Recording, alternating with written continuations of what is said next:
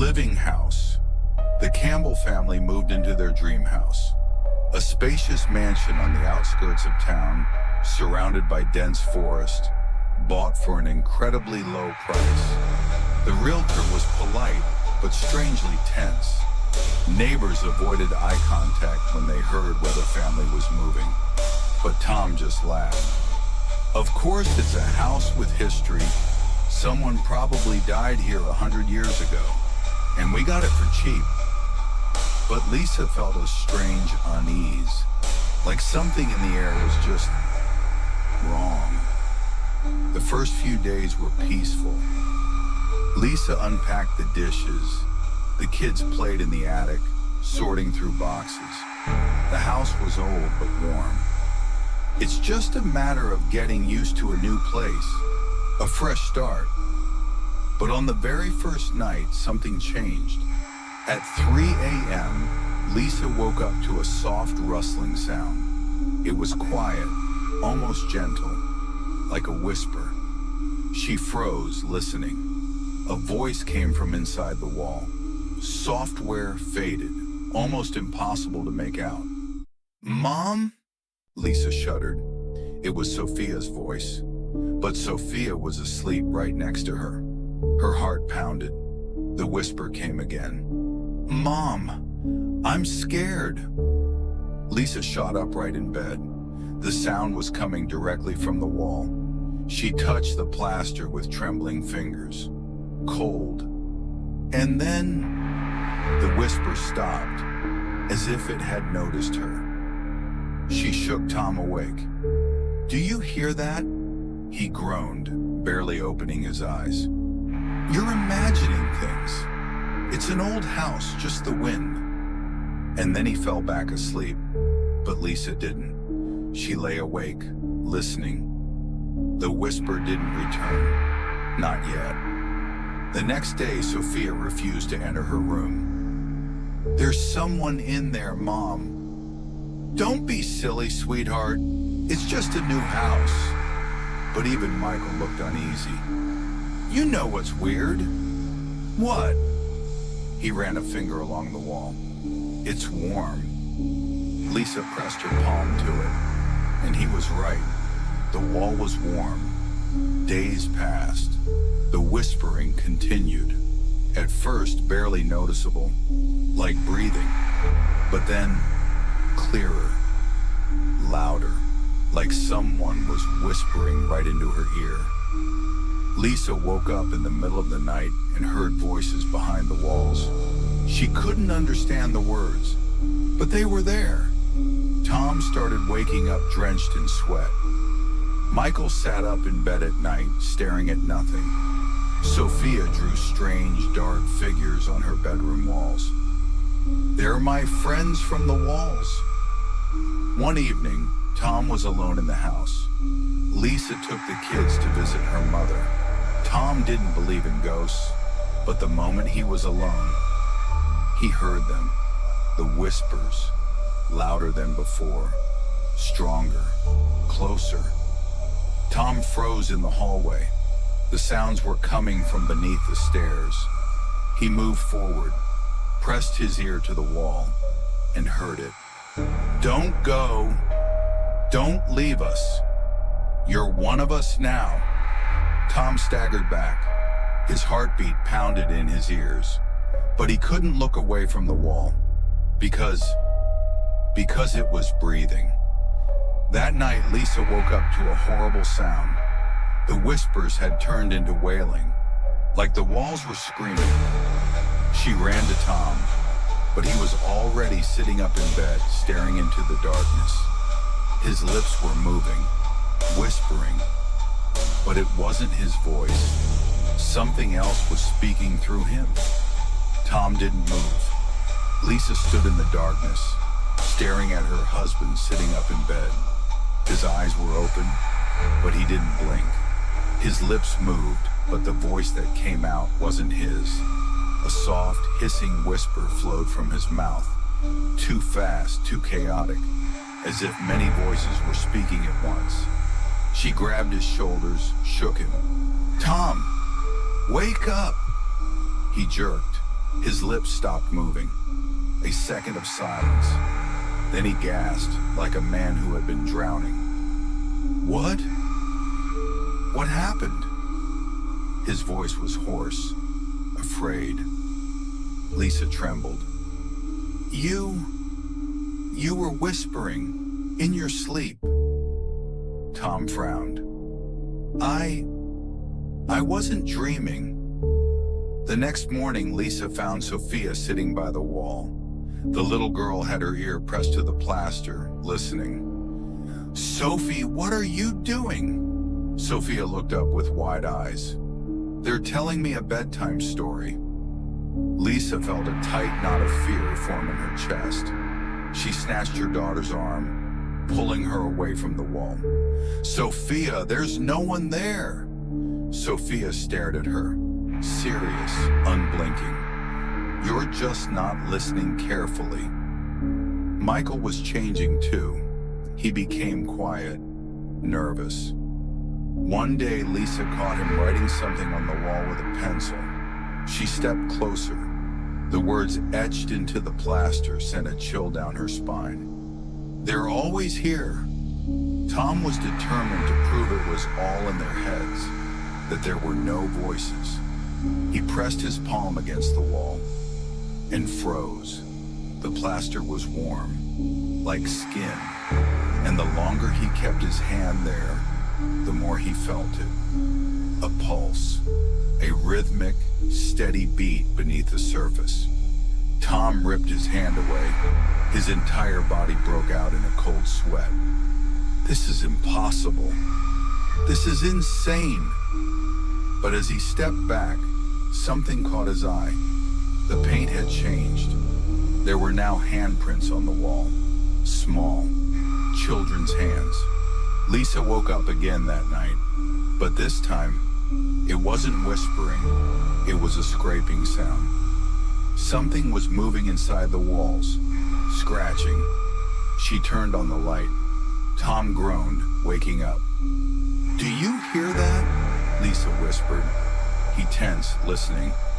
And then, scrack! A sharp, distinct sound from inside the wall, like nails dragging against the plaster. Tom's face turned pale. What the hell? They jumped out of bed. The noise was coming from the kids' rooms. They rushed down the hall. Michael was standing in the middle of his room, in the dark, staring at the wall. Michael? What are you doing? He didn't turn around. They woke up, Mom. Lisa's knees went weak. Who woke up? Michael slowly turned his head toward her. His eyes were empty. You'll find out soon. Suddenly the lights flickered. The lamp shook. The scraping sound spread. It was everywhere now, like something was moving through the house. Tom grabbed Lisa's hand. We're leaving, right now. They grabbed the kids. They ran to the front door, but the door wouldn't open. Silence. Too much silence. Lisa turned toward the wall, and then she heard it, a whisper, but this time it spoke in her voice. You're not going anywhere. The door wouldn't open. Lisa yanked the handle again, then again, and again, but it wouldn't budge. Tom slammed his fist against the wood. Damn it! What the hell? The house had locked them in. They felt it at the same time, like something invisible was watching their every move. A cold wave crawled up Lisa's spine, and then the wall spoke again. You shouldn't have come. It wasn't one voice. It was a chorus. Dozens of voices. A whispering tide, twisting, crawling, everywhere. Like the voices were in the air itself. The lights flickered. The room trembled. Lisa felt something cold brush against her neck. She gasped, jerking away. Behind her, something moved, dark, tall, but when she turned, there was nothing there. Tom pulled Michael and Sophia closer. He didn't understand what was happening, but he knew one thing. They needed to get out. He grabbed the nearest chair and swung it at the window. The glass didn't break. It didn't even crack. Not a single scratch. Like it wasn't a window at all. Like it was a wall. Tom froze, staring at his reflection. It didn't move. Then, it smiled. Suddenly the house shook, like something inside shifted, realigned. The lights blinked, and then they weren't by the door anymore. They were in the living room. Lisa gasped. What? How? They didn't remember moving, like they had skipped forward in time. The TV turned on. A whisper seeped through the speakers. You're here now. Here forever.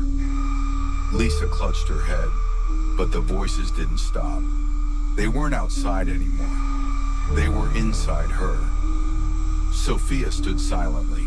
Her hands were covered in something black. Dust, dirt, or something else. Mom? Her voice was soft, almost childlike. They're smiling at us now. Michael didn't move. His eyes were fixed on the wall, the same wall where the whispers used to come from.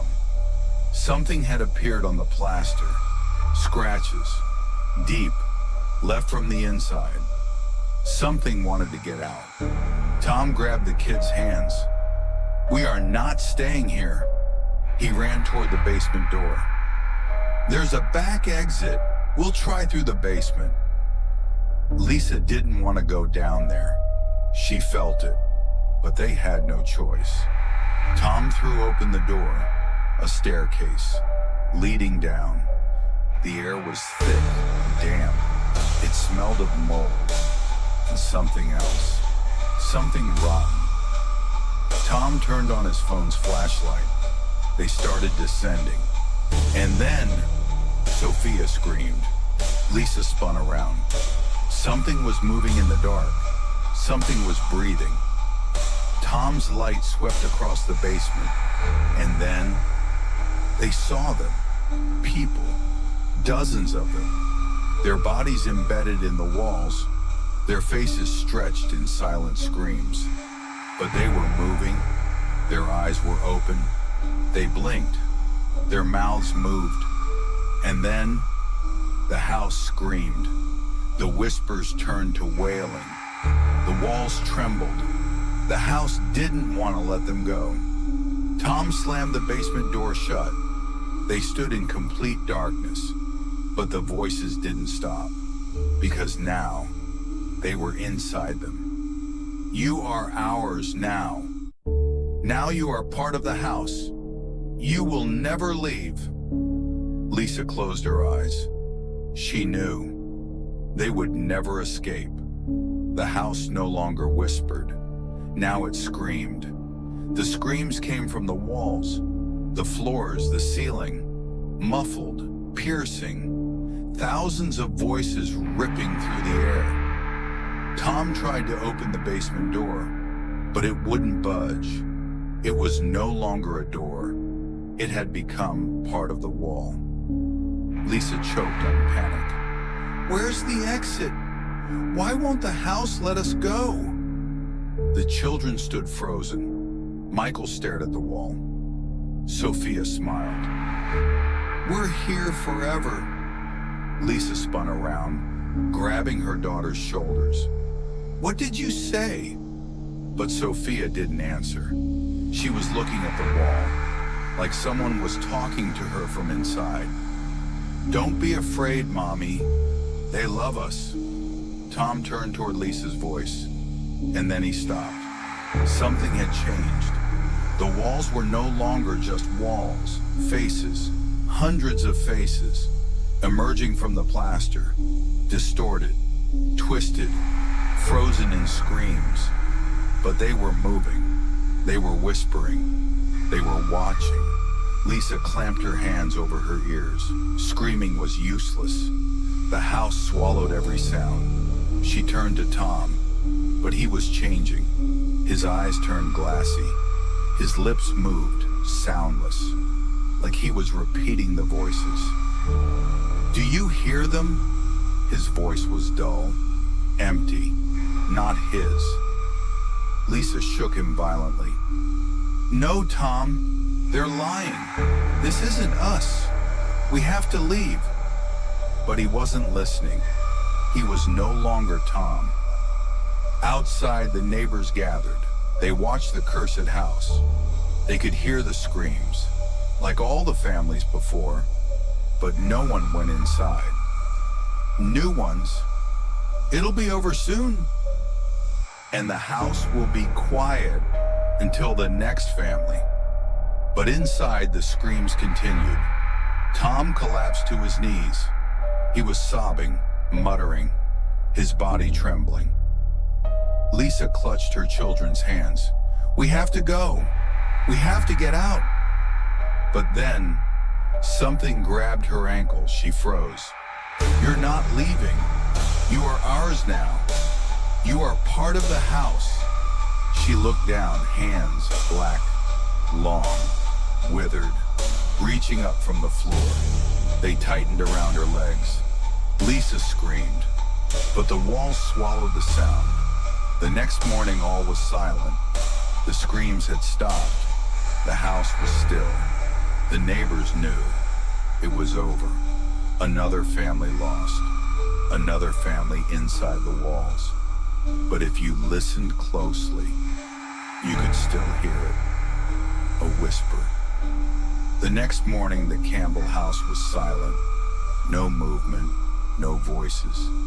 Neighbors watched from behind their curtains, whispering among themselves. "Is it over? Seems like it. The house got what it wanted. Soon it'll be empty again." One of the neighbors, an old man named Mr. Grayson, finally dared to step closer. He walked across the yard, reached out, and tested the door handle. Locked. But inside, nothing. Too quiet, like the house wasn't breathing anymore. Grayson exhaled. "Good. That means it's done." He spat into the grass and turned back. He knew what would come next. Soon, real estate agents would list the house for sale once again. And one day a new family would move in, and history would repeat itself. Deep into the night, the house came alive again. At first a whisper, software weak, almost gentle. Then a moan, drawn out, piercing, like dozens of voices stretching out the same word. "Help!" Then the screams, wild, maddening, like everyone who had ever lived here was screaming at once. The neighbors woke up, frozen in their beds. They had heard it before. They knew what it meant. New voices had joined the chorus. A week later, police entered the house. The door was unlocked. Inside, they found furniture, children's toys, family belongings. But there was no Tom, no Lisa, no Michael, no Sophia, no blood, no signs of a struggle, as if the family had simply vanished. But the walls were breathing. One of the officers, a young man named Jeremy Clarkson, lingered inside longer than the others. He thought he heard something in the walls, a whisper, his name. He slowly reached out and touched the plaster. And then the wall opened its eyes. It was no longer just a house. It was a prison for souls. The voices of Tom, Lisa, Michael, and Sophia had now joined the eternal chorus. The house lived through them, and now it had a new name. Among the neighbors, they only called it one thing: the Howling House.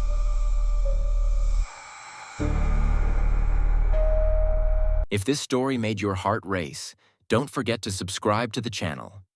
Hit the like button to support new chilling tales, and tap the bell. That way, you won't miss the next dose of horror. In the comments, let us know how much you enjoyed the story and which themes scare you the most. Who knows? Maybe your idea will become the next nightmare.